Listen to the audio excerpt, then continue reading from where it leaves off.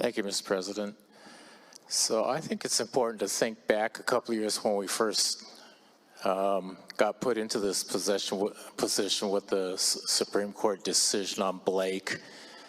At that point in time, the world was in the middle of a revolution, basically, and we were having an epiphany as a society about the disparities that this society has imposed upon Black African-American descendants primarily, but all other brown ethnicities, brothers and sisters as well.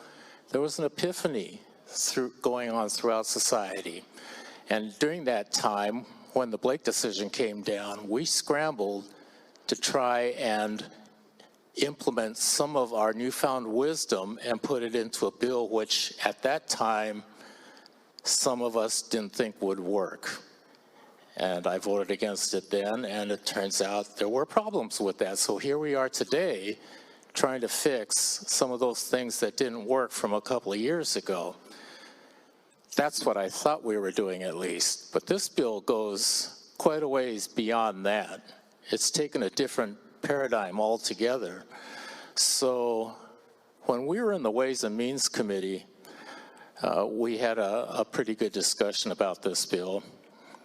And there was a couple of questions about the level of, the main point that was brought out is that in order for the treatment to be effective, that person has to want to go into that treatment as soon as possible.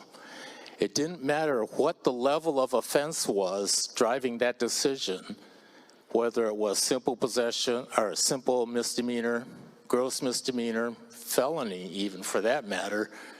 That person had, the whole point was that there was something there to drive that decision and get that person to make that decision as soon as possible. That shortness of time frame and the immediacy was what makes it effective.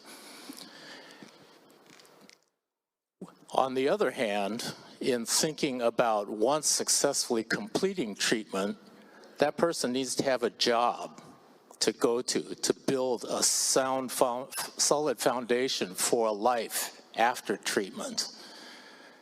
The level of offense that we have chosen now, gross misdemeanor, given that there's no science, because I asked the Ways and Means, is there any studies that shows the level of offense having any effect on that decision-making process? The answer was no.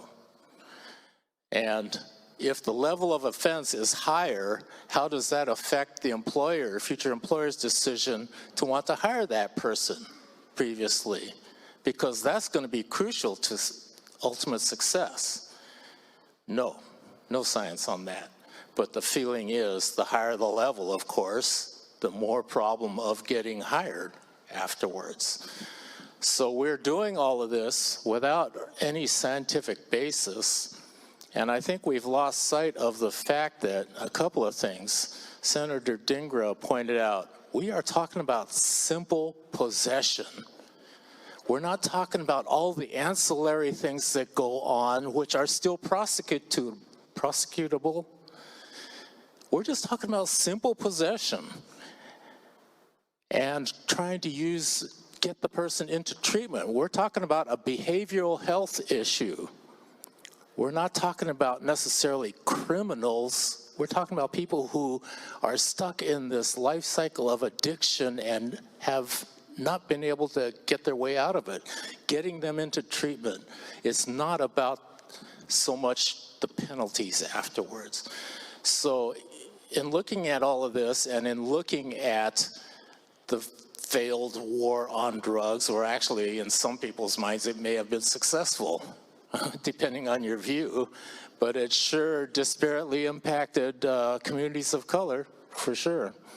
And we're trying to figure out how we can make reparations for that and create a society that's healthy and views with compassion and looks at the problem as a behavioral health issue, not a criminal issue.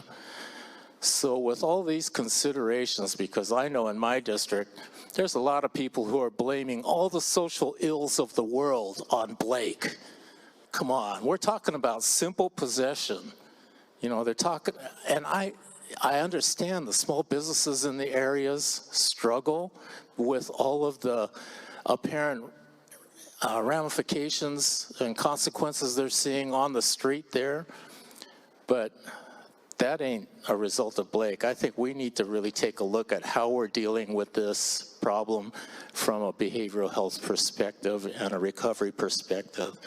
So at this point, one other thing I should probably mention, which may or may not be viewed with welcome here, but in the Ways and Means Committee, when we considered this and we passed it out of the committee, none of the people of color on that committee voted to pass this bill out of committee. So I think it's a point of note to be taken up by this entire body as we consider voting on this bill. Thank you, Mr. President.